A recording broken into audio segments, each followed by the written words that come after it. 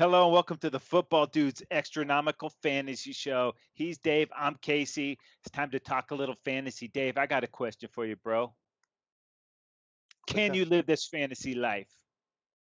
Casey? It's not reality. It's just a fantasy. That's right, my friend. All right, here's the deal. We run a 12-team league through NFL.com, non PPR, no flex, three wide receivers, two running back, 6 points for a quarterback touchdown, as it should be, and only five Yeah. bench spots. So you really have to make some tough decisions throughout the season, Dave. Our waiver wire, let the people know actually how we process those. Been set to move to last after claim never reset. So after a successful waiver claim, you are reset to the lowest priority. If you decide not to take a player for that week, then you work your way up to the top. So there's value in not taking a waiver wire pick and just going with free agency instead. That way your priority goes up, and when you really need somebody, you can really get them. Yeah, 10 of our 12 teams used a waiver last night. I didn't, so I crept right up to the top. So take me to the top, baby. I'm going to sit there and wait, but run off some of the names that were picked up last night. Yeah, at running back, Chase Edmonds and Dearness Johnson. Dearness looking to take up some of that slack now that Chubb's gone. Robert Tanyan coming back after that huge game the other day, along with Jonnu Smith at the tight end position, and then Teddy B for the Panthers, looking to get a big game going against those Falcons. Yeah, and that receiver, Chenault Jr. and Tim Patrick heating up just in time. Hopefully, the Broncos get locked back relatively soon. But let's move into the other situations, Dave. We're talking free agents, and give me a quarterback.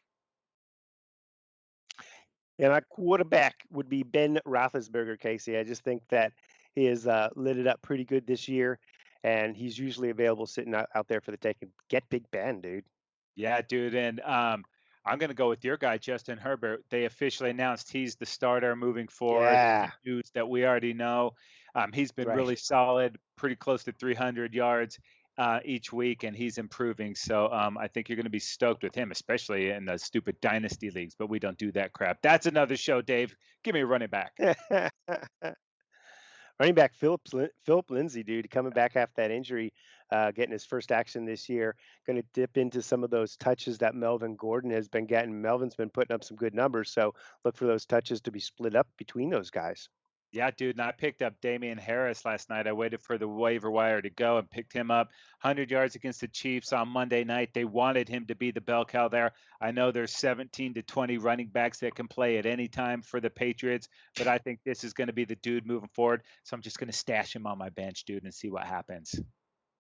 All right, hit me Wise with the. move, Case. Thank you, sir. Hit me with wide receiver. Yeah, I'm gonna go with Emmanuel Sanders this week for the Saints. 5 touchdowns to Tom Brady. Well, now they're facing Drew Brees and his arsenal, and there isn't a ton of guys, but Brees, I'm looking to spread it around, I'm sure, and Sanders perhaps get a bunch of targets and maybe even a score. Yeah, dude, I'm gonna go with the Domer, Chase Claypool for the Pittsburgh Steelers. Man, had a really nice game Yeah, before the bye.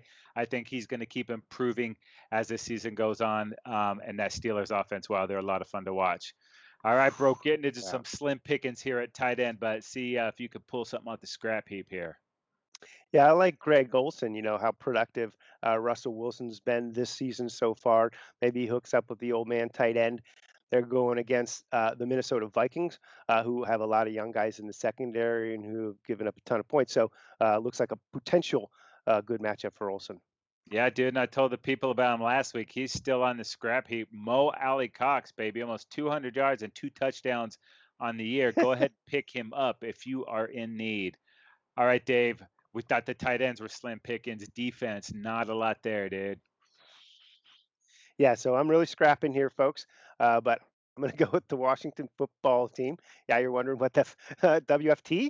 But how about that front four, 14 sacks, and they've got a handful of turnovers, so maybe they can put up some good numbers like that. Yeah, dude, and I'm gonna go with the Eagles. I know it's not a great matchup this week, but Yeah. overall, that's a pretty solid defense. Great up front. They've got 17 sacks on the season. Got a pick six last week against the Niners. So, if you can wait for a week, that's cool. Or if you have to put them in, just throw them in. Maybe they'll get a couple sacks and a couple turnovers. Yep. Hey, we want to remind you guys, subscribe to the Trend Zone. That's our podcast where we talk everything, all the top trending stories in the NFL, more fantasy, Survivor, and we preview all the good games from the upcoming week. You can get that on Spotify, Apple Podcasts, Google Podcasts, wherever the hell you get your podcast. Make sure you check out our Twitter, Football Dudes LA. We have so much fantasy information there and league wide info too. Like us on Facebook and Instagram, or Dave. Or heading over to footballdudes.com. It's all right there for you. All right, Easy that's going to stuff. do it for the Football Dudes Extranomical Fantasy Show. He's Dave. I'm Casey. Good luck to your fantasy teams. Good luck to your reality teams, and we'll see you next week.